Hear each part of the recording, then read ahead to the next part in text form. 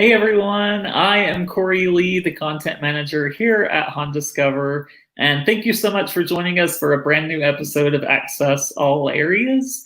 Today, I'm going to be talking with a very special guest and a close friend of mine, Maayan Ziv. She is the founder of Access Now, which is an incredible app that we will discuss in just a bit. So for now, please welcome Maayan. Hey, Cory. Hey, thank you so much for joining me today. Thanks. It's nice to see you. Good to see you too. We're like used to chatting like on Clubhouse and things, but it's good to Yeah. actually see you finally. hmm So yeah, this is going to be fun. I'm excited. And to start us out, can you please just tell everyone about who you are and what your disability is? Yeah, sure. So my name's Maayan Ziv, and I'm based in Toronto, Canada. I was born with my disability. I have a type of muscular dystrophy. Cory, you might know it. It's called SMA. Oh, I've heard of uh, it. and yeah, I use a wheelchair. I have throughout my life. Yeah. Awesome. And we all, know that traveling as a wheelchair user is certainly challenging at times. So what like inspires you to travel and when did you start traveling as a wheelchair user?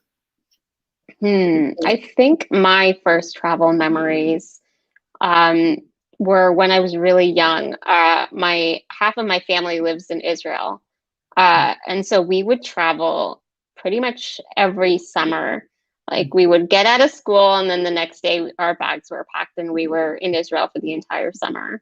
Awesome. Um, so yeah, my early travel memories were definitely the long plane rides, the coloring books, and spending some time in Israel every summer for sure. Awesome. Yeah, I mean, I went to Israel. I've been twice now, and it's one of my favorite places in the world and surprisingly really accessible. So, have you also kind of found that, like, some of the places where maybe you would least expect there to be really good accessibility, they're sometimes the best? I've definitely seen that in like Israel and Finland. It's always like those hidden gems that I'm such a fan of. That's so interesting. Yeah, I've heard similar things about places in Mexico where they're like randomly accessible, but maybe people don't even expect it. Definitely, there are lots of places in Israel that are accessible, and definitely like a place that you could, get around and do everything you need without too much hassle. It Yeah. wasn't like that when I was really young. Like I remember it was a lot more challenging. And actually, that picture that you showed, it's in the north and it's in this tiny little village, and actually was one of the most challenging places to get to. It definitely not an accessible area, but we just made it work. We like if you can't even really tell, but there's actually a really significant step there in the middle. Um, that like little kind of pathway is like a deeper ledge, so my chair would just fit in, and we had to do all these creative things to help me get around. But it was really worth it. So there are some places in Israel that are older like that, Yeah. but I really enjoyed. I really enjoy it. Yeah. Yeah, awesome. Yeah, I think you got if you're going to be traveling with a disability, you got to be willing to be creative and just like kind of figure it out as you go. So, sounds Absolutely. like you definitely have done a lot of that. But what challenges have you had when it comes to traveling in a wheelchair? And how do you think the travel industry can improve? What can they do better? Yeah. There's lots of challenges. I think, you kind of said it. You have to be flexible, and you have to also be okay with things not going your way. Like, Yeah. I have some friends that they're really precise about their travel plans. Like, this morning we're going to do this from this hour till this hour, and then and they book out like every single part of their trip. And you know, half of the times I think I want to be able to do something or get somewhere at a certain time. It takes longer, or I can't find transportation, or I show up in a new city and my wheelchair is broken because the airline has broken it. So there are constant things that come up, when you travel with a disability, or specifically when you travel with a power wheelchair, that are definitely challenging and really frustrating. And I think one of the biggest things is just that a lot of the travel industry has been designed for a specific type of traveler. And then now there are, like, different niche groups, and that people are kind of building this tourism industry around. But we're not really that often thinking about disability when people think, oh, tourism, yeah, accessibility. And it's a newer thing that I think more people are aware of now. But why is it such a hassle to go through an airport? Like, it's just impossible, and it really doesn't have to be if there's a system that's been designed, by and for people with disabilities. Yeah, you're exactly right, and really hit the nail on the head right there. And I think that's a good segue into why you started your company. Is from probably dealing with the challenges of travel and wanting to make it better. So can you please tell us all about Access Now? Yeah. So Access Now, you're right, very much. It started with me just being frustrated, um, and trying to go places and not know if they were accessible until I get there. And then, Yeah, half of the times, even if I'm doing research, I'm showing up and they're not, the answers are not true, or they missed something. Like I have stories of, like booking hotel reservations. I remember this one time in New York, I did all my due diligence. I called, I checked online, like it was this little boutique hotel, and I get there and they had told me to have a ramp, and they do have a ramp, but it's like a delivery ramp that's really meant for little carts. And wow. I couldn't even get in. Like, I couldn't even stay there. And then I had a whole trip planned, and I'm literally wandering through the streets trying to find a place to stay.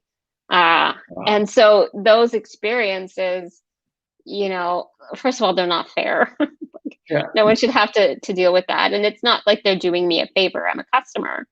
yeah, And so those experiences of frustration is really what led me to want a platform that would just give me answers, just simple things like, how accessible is this? Do they have an accessible washroom? Do they have an accessible whatever I'm looking for? yeah, And within a few seconds, actually have an answer about it. So Access Now is just that. It's a platform that's really about sharing information about accessibility of places all around the world. And we do it through people contributing reviews and companies contributing their locations. And we've got some really cool technology that looks online for clues about accessibility. There's a lot kind of behind the hood or under the hood. But at the end of the day, it's really just about giving people answers to live their lives and discover amazing things and go places and do things. yeah. That's awesome. And so I think what's really cool about Access Now is that anyone can contribute information about accessibility. So can you please tell us how people can contribute? Yeah, sure. So it really, the reason we built Access Now in a way that it was based on community involvement is because there was no data. Like, my first kind of instinct was, I'm going to go out and find the information. I'm sure it's sitting somewhere and just nobody knows. And Right. I'm going to plug it into an app and give it to the world. And that I realized, okay, well, actually no one has this data. No one's collecting it. And the Yeah. most valuable data is in our memories, is the places that we've all gone and experienced. And between you and I, Cory, we could sit here and probably list a couple hundred places each. Probably you have a lot more than me because you really literally travel the entire world. But every single place that you have gone to, that you have experienced accessibility or a lack thereof, is an instance that you could share with somebody else. And so that was really the power behind the platform, was if every single person used a few seconds of their time anytime that they went somewhere and contributed that to the platform. This place was accessible, it has these features, here are some photos, like whatever you want to add, it helps literally millions of people discover that same information. And that's it. It's really simple. Yeah, it's incredibly simple. I mean, easy to use. So if anyone's watching, definitely go to right there, accessnow.com, and check it out, download the app. And I do want to say hello. We have quite a few people watching. So Sherry says, good morning. Good morning, Good Sherry. morning. For watching. And Tam says, good morning. Good morning. Taylor Burton said, be okay with things not going your way. He loved that quote from you. Yes, sense of humor is crucial when traveling. Definitely need a sense of humor if you're going to be traveling with a wheelchair. Absolutely agree with that. Yeah. And Final says, this is brilliant. So, thanks, Final. I really appreciate you all watching. And if you do have a question for myself or Maayan, feel free to leave a comment. We'll do our best to answer. Also, Maggie, I forgot one. So happy. Thanks, Maggie. Yeah, so fun. More comments rolling in. We'll get to them in just a bit. But going back to your company, as a fellow entrepreneur, I love like talking about business, how you started your business. And one thing I'm really curious to know from you is what is one goal that you have for Access Now that you hope to accomplish within the next year? And what's another goal that you hope to accomplish within the next 5 years? Okay. So great question. I think really, the goal consistently is about sharing information about as many places around the world as possible. So, really engaging community, reaching places we haven't, mapping all the corners of the earth, so that, so that's really, let's say that's the 1 year, but we'll continue way beyond. And, 5 years, it would really be about getting to a moment where you could literally be any person, anywhere, with any question about the accessibility of a space and get an answer on Access Now. And, it's, the world is big and there are a lot of places that are and are not accessible. And so it's really about building community and reaching as many people and, also creating awareness about why accessibility matters so much. So, we do a lot of, some of the photos you just shared are from a kind of an event that we do called a map mission. We do them all over the world, where basically people come together in real time, in real places. This was a very pre-pandemic thing, but we're excited to kind of begin to do them again now. And we literally just go on kind of a map mission. We map places, and then it's kind of like an accessibility scavenger hunt. Awesome. That sounds like a ton of fun. And like next time, post-pandemic, when you're back to doing it, I want to be there. Let's do it. Okay. And we could do like virtual ones where we do them in different cities at the same time. We've done it once before and it was so much fun. Everything's like shared on social media. It's a really good time. So I'm going to take you up on that offer. Okay. I'm ready when you are. Okay. And I know a couple of comments more rolling in. Excellent work, says Sarah. Thank you, Sarah. And Anthony says, where there is access and inclusion, there is collective prosperity. Exactly. Love that. So now that we've talked about Access Now and people know, how to contribute accessibility information on the app, I want to dive back into travel because it's something that I'm passionate about. We're passionate about here at Discover. And so I want to delve into some of your travels. So what are some of your favorite experiences that you've had while traveling? Like, I guess if you could only name 2 or 3 that really stick out in your mind, what would they be? Okay. Yeah. Hard question because there's a lot of wonderful things that I've seen and lots of things I'd love to see still. One of the first things that comes to mind, I did a trip to Barcelona, and another place that I was surprisingly delighted to see the level of accessibility. Like I wasn't expecting it to be as accessible as it was.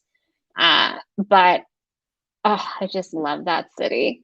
It's one of my As favorites. It's incredible. Like, as a photographer, and the amount of diversity of like, having like these, like the Gothic quarters, or like going to the beach, or like these little kind of alleyways in between homes. Like, it's just so charming and beautiful. And like the market and the Park Güell, like, and all of the architect, it's just honestly a gem. Like, if it's definitely on my top list. Like, it's gorgeous there. So I went there really with the focus of taking photos, and I had a blast. And it's funny because my wheelchair did break on that trip, and I only had my power chair for half of the trip. wow. But actually, not having a power chair let me do all of the things that in the other half of the trip I couldn't get into. So there were a lot of places where we just like lifted like a little manual wheelchair. So it actually turned out that I saw more of Barcelona that way. Yeah, like just hearing you explain Barcelona is making me like want to go back. So I know, right? it's the I best. told myself I would go back. It's definitely a place I'd love to see again. Yeah, for sure. Are there any others that really stand out in your mind? I know you talked about Israel, but Yeah, I have to say Israel for sure. Like, it's what people like. I asked recently, someone asked me, like, where's the next place you'll go? And even though I've been there, many times, it's the first place I'd love to go back to. Yeah, when I start traveling again, it's just, yeah, it has a special place in my heart. It's surprisingly accessible. You can see so many things and taste so many amazing foods, and it's like home to me. So I love it. Yeah, I mean, you sound like you're a bit of a foodie like me. I mean, Barcelona and Israel are like probably my favorite countries for food. Like, really. Totally. So, oh my God, so good. I would give anything for like some fresh hummus and pita, and waffle, all of you it. You can't get the same. Like, so there are places around here and where I live where you can go and get like some hummus and stuff, but there's just something about the ingredients, the way people make things in Israel, and it's like so many different flavors and tastes from different cultures that are kind of mixed into one pot, which I love. So yeah, if I could just have, a really good pizza with some hummus and falafel, like, oh my God, that'd be great. Yeah, absolutely. And I know, you also live in Canada. So what's like the number one Canadian city or attraction that you would recommend for wheelchair users? Okay. So I live in Toronto, and people joke that the people who live in Toronto think it's the center of the universe when it comes to Canada. Toronto is a great city. There's lots of things to do, and it's lots of fun, very accessible. So definitely I recommend, people are looking to visit Canada. But it doesn't give you those like picturesque, mountaintops and like all the greenery that people associate with Canada. So some of the parks and trails across Canada are really spectacular. We're doing this amazing partnership work with Trans Canada Trail here in Canada, and we are mapping basically segments of the trail all across the country. It's like the largest trail, and so we are really, it's been fun because we get to explore some incredible places. So for example, last year we mapped the Vancouver seawall as part of our trail segments, and Vancouver is a gorgeous place to visit. Definitely you get those beautiful picturesque kind of mountaintops and the ocean, and so and it's pretty accessible. I actually think that it's probably from my experience in Canada, probably the most accessible city I visited in Canada so far. So Vancouver is a great place to visit. Yeah. I've been to Vancouver and all over Canada, like Quebec, Niagara Falls, Vancouver, Winnipeg, Manitoba, but never to Toronto. You've seen more of Canada than I have, Cory. I've never been to Toronto though. I've gotta You make it. gotta come here. I know it's like the one part of Canada I'm still like dying to go to. So I'm a huge Canada fan. I always had a good time there. So Yeah, come hopefully, and I'll show you around. I'll show you all the good places. okay, I'm gonna hold you to it. And I do want to answer a question that we have from Elizabeth. So I'll minimize it just so it doesn't take up the whole screen. But she's asking about accessible hotel rooms. Do you need an adapted room? And if so, how do you look for hotels, accommodation options that offer accessible rooms? What information did they provide? And do you have any experiences where a hotel didn't understand what you need, or when a hotel offered accessible accommodations, but it fell short? So I have definitely had some wild experiences booking accessible hotel rooms and showed up, they said they were accessible, but then all they had was an elevator. And so I couldn't like get in the bathroom. The doorway was too narrow to even get in the hotel room. Like I've had every experience you can think of when it comes to booking an accessible room. And that's why I'm really thankful for HonDiscover scrolling there at the bottom, because at HonDiscover, they do provide accessibility information for hotels and accommodations around the world. So thankfully, more and more resources are becoming available, such as HonDiscover and Access Now, that do help, figure out what accommodations will work for your individual needs, which is so important. But Maayan, have you ever had any experiences where you booked a room and then showed up and it wasn't accessible as well? Yeah. Yeah. So definitely. So that one trip to New York that I mentioned, I think that was probably the most extreme example where I literally like could not stay at the hotel that I had planned to. I remember there was another place. It was old. It's an old building, and I couldn't fit in the shower. Like I couldn't fit in the washroom, so I'd have to like brush my teeth like with a little cup like in the middle of the room. It was like so I could barely even get my wheelchair like in the room itself. I was like basically in this tiny corridor where the door opened, and I would just park my wheelchair, and that was like it. So it was really super narrow, not an accessible space.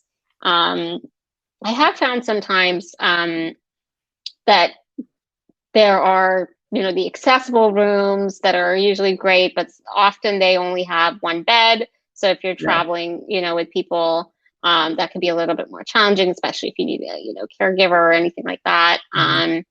So sometimes that's interesting. I found that comes up a lot. And interestingly, also sometimes the like upgraded suites or like the larger rooms they're not considered accessible rooms, but they're the ones that are actually more accessible. So I tend to try to speak with the folks at the hotel to see other options sometimes. So sometimes it works, sometimes it doesn't. Sometimes they're not flexible or they're fully booked, but it really depends. So I find that in the States there's ADA and it's really kind of clear cut, and usually, especially the newer spaces, like they all kind of follow the code. But when you start to travel the world, it's all kinds of different. It can be fun. It can be fun to explore things that you're like, oh, what is this for? Or how does this work? But when you're just trying to like get through the door, it can be really frustrating for sure. Yeah, definitely. And I've found the same thing. Like I always need an accessible room with a roll-in shower and 2 beds. And that is so difficult to find for some reason. It's always just the one king bed, but it's a constant issue that I have on like every trip almost. But yeah, you're absolutely right about everything you said. And I also want to ask you, we've talked a lot about your great travel experiences in Barcelona, Israel, all over the world, Canada, and Vancouver, but are there any destinations that stand out to you as not that great or not that accessible? And how did you deal with the inaccessibility when you were there?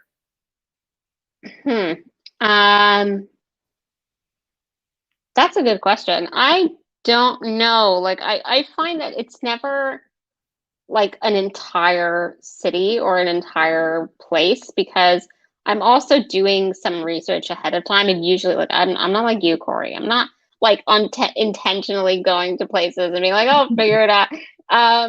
I haven't visited that many places yet, so I find that I'm usually doing some work before I go to find out some basics, Yeah. and those basics help me know that I can navigate this place and I'll be okay. And sometimes, it takes way too long. Like there's no transportation, so I'll have to, book a van in advance or things like that, which can also be really expensive depending.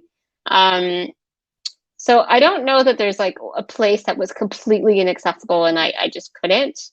It mostly comes up, where we're in a neighborhood and it's difficult, like in Sfat or in Israel, or there's certain areas that are difficult, but usually it's because they're old. So I usually know like the cities or the places I want to visit that are like older that don't really have as much advancement on kind of accessibility in general. Yeah, that's a picture from Copenhagen. Uh, it, uh, Copenhagen was fun, but yeah, I don't know. I think one of the things we're doing at Access now, and it's an ongoing experiment, is based on the data that we see, and that's San Francisco, which is interesting if you use a manual chair. Definitely very hilly. Oh yeah. Even for me, like there were some hills that were so steep that I literally like strapped myself into my chair because I could like feel myself like falling forward. That steep. Yeah. Yeah, So San Francisco is extremely hilly. I've only been one time, but that really like stands out to me also, like how hilly it was. It's insane. it's beautiful, but it's Yeah, of course it definitely is. very hilly. Yeah, And I didn't see many people using manual wheelchairs when I was there. Like wow. like in the certain neighborhoods that I was, like I didn't really see that many people. And maybe that's part of it because it's so hilly. Who knows? Yeah. And I also want to ask you, do you think that the world is improving for wheelchair users currently? Like, is it getting better in your mind, or what would you like to see be improved still? Everything. It is getting better. I find that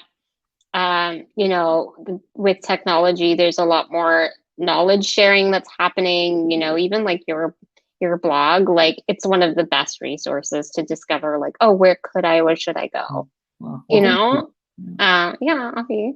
Uh, and so I think like there are amazing people and influencers who are kind of taking it upon themselves to like get knowledge out there and share their experiences. And Yeah. even like I've been following Sylvia's journey Right. and like a mutual friend of ours, and just like I think that has been really important because it not only helps people who want to travel, who might have an accessibility need, but it also creates awareness about why it matters. And I Yeah. think that that's really where I'd like to see major change. I'd like to see um, the tourism associations around the world that spend so much time thinking about how to attract customers, focus on their investments in accessibility and think about the importance of what that experience is like for a customer who requires access, and not see it as like a workaround, but an investment that, when you do that, you will attract a new population that is interested in traveling and eating in your restaurants and exploring your sites. So I think in general, like the economic activity, there's potential, but it's like the companies are not always recognizing it. The cities are definitely not making enough of a serious investment towards it. And that's where I'd really love to see some steps being made. The community is loud and Yeah. we're doing our own work, but it's time for people to step up for sure. Yeah, both with and without disabilities. I think we all have to really speak up every time that we see an accessibility. I mean, instead of, just us as people with disabilities, like we should not be the only ones speaking out and speaking up when an airline damages a wheelchair. Or, I mean, luckily there is more attention being brought to it now than ever before. So I do feel like, we're getting somewhere, but it's still a very slow process, I think. Yeah. And I think the airline piece is probably the most important or possibly most impactful change that could be made. It's literally the vehicle to any trip for any person, whether it's for business or for fun or, even for whatever reason you need to ever get on a plane. Like the amount of anxiety and trauma like that people with disabilities experience when traveling on airplanes is like this invisible thing that people don't understand. It's not just about, okay, like you might get a wheelchair damaged, which is impossibly difficult. But also, like I've noticed, and I don't know how you handle this, but every time that something like that happens, it adds to my anxiety level. And I watch all these people who get on planes and they're excited and, they're ordering their drinks and they're just ready to relax and get to their destinations. And I'm like so tense and just so uncomfortable. And usually I've been like already been through a few hoops and hurdles just to get to the chair on the plane. But, it should not be that way. It should not be that way. I'm the exact same way. I'm the exact same. And every time that I fly, I start getting really anxious, like a couple weeks beforehand. I mean, I have a trip at the end of the month going to Michigan, which is only like a 2-hour flight, but I'm already like getting nervous about it. Like, are they going to damage the wheelchair? Are they going to drop me while loading me? What's the aisle chair going to be like? I mean, there are so many aspects that go into air travel when you're a wheelchair user, unfortunately. And so, you were describing, you see people just sitting on the plane, like ordering drinks. I mean, I would love nothing more than to be able to sit there and order like a cocktail or some champagne and just have like a careless, like good time on a flight. But it's just impossible for now, unfortunately, for me anyway. But hopefully one day there are some really good companies. I mean, All Wheels Up is doing incredible things in regards to trying to get a spot on planes for wheelchairs. So they're doing crash testing with tie downs and all kinds of cool stuff in Congress as well. So hopefully one day, we can relax and just like have a drink on board. But for now, it's a bit difficult. I think like there is a much more awareness, even like since in the States that the legislation now mandates that the airlines actually publish kind of the results, like that level of transparency and accountability. We didn't even have that before. So forget about making changes. They weren't even sharing, the level of difficulty that people are experiencing, like 26 wheelchairs a day, like for real. Like people can't, that's 26 human lives that are going through. Like, it's just, I know we could talk about this for a long time, but it's just very frustrating. And I think that it's a good step that people are starting to be aware of this. And I hope that, I know it will bring change. It will. I mean, the numbers, when they started finally being reported, when was it? Like fairly recently, like a year ago or a year and a half ago, maybe. I mean, it was like big news. And just like, I always figured, there are at least a few wheelchairs being damaged every day, but when you actually see the numbers and it's like 26 every single day, it's unbelievable. I mean, just and we're not talking about the whole world either. Like, we're not doing that in Canada right now. There's many other places that are not reporting, so it's very interesting. 26 just in the US. And Cynthia leaves a comment and says she's had 2 manual chairs crushed by airlines. The last time it happened, it took 10 months for them to replace the chair. And that's, the biggest issue. I recently had my armrest and joystick damaged on a flight just like 2 weeks ago. And luckily, we fixed it up with some duct tape and I was still able to use it, but it was difficult to use, but it took about 9 days to just fix that. So 10 months, I mean, I can imagine. And it seems like every time, a wheelchair is damaged, it seems like a lot of the times it does take at least several months to get it fixed. And I mean, that's a few months, without independence, which is the most important thing. Yeah. And Anthony says tequila shots on the flight. Right. Once we can finally do it, I'm all over that. And Maria says, is this being recorded? So this will be on the HandDiscover Facebook page and also on the HandDiscover website very soon. But as soon as we're finished, it'll be on the HandDiscover Facebook page to view and see forever. So you can definitely watch it on there. And only a couple more questions. I'm sad to be finishing it up with you, but what is your top tip for travelers that use a wheelchair? I don't know if I could narrow it down to one, but there are a few. I'm going to give you a few. I'll do them quickly. Even better. One, definitely plan for the unplanned. Yeah. Know that the unexpected will come up. For me, it's things like I have Allen keys that I travel with. That if things on my wheelchair break, I try to.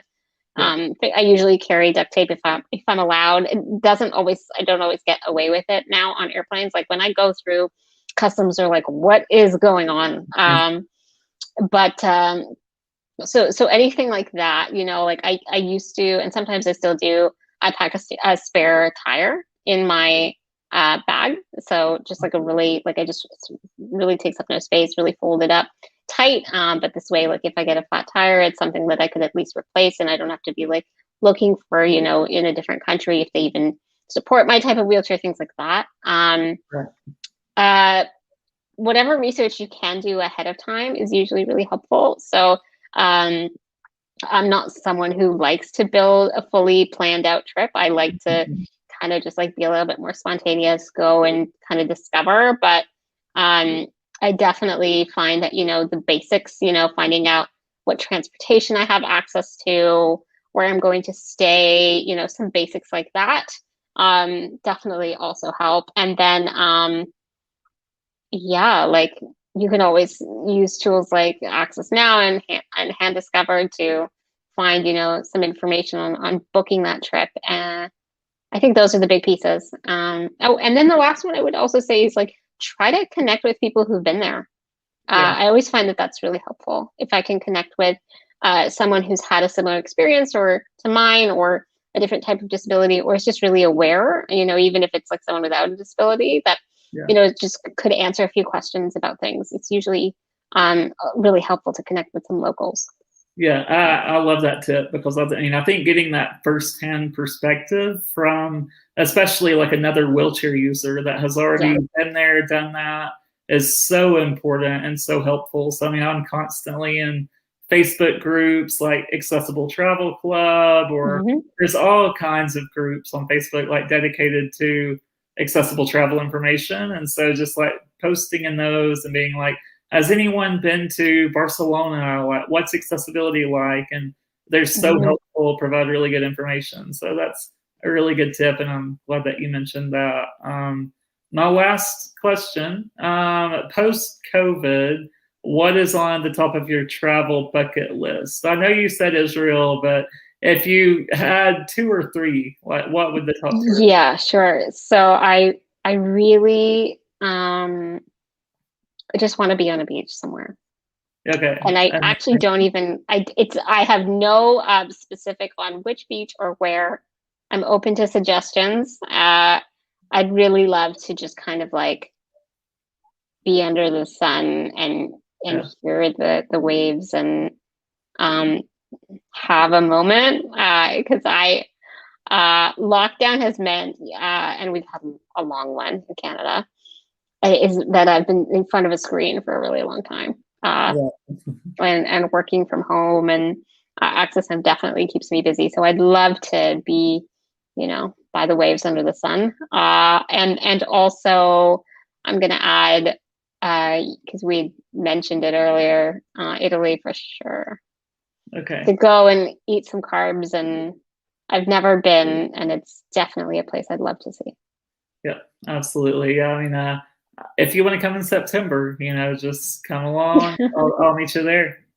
Okay, cool. And lastly, how can people? I know you've already explained it, but can you please let anyone new that's tuning in know how they can find Access Now and contribute? Yeah. So we are everywhere, really. So we are at accessnow.com. You can also find us on Facebook. I'm also really active on social. So, Yeah. if you look me up, really active on Instagram, on Twitter. Yeah, we're basically anywhere, but the best place probably to start is accessnow.com. Awesome. Well, thank you so much for joining me today and being on Access All Areas. We really appreciate it. And you provided some really good input. So really appreciate everything that you had to say. Thanks, Cory. It's so nice to see you. It's been fun to have a chat. Yeah, it's been a lot of fun, and we'll connect again soon. But thank you so much. Thanks. See ya. Bye. And thank you all so much for watching today. I hope you enjoyed this episode of Access All Areas with Maayan Ziv of Access Now. So it's been a really good chat, and we'll be back in a few weeks with a brand new episode and a new guest. So until then, have a good rest of the week and a good weekend. See you later.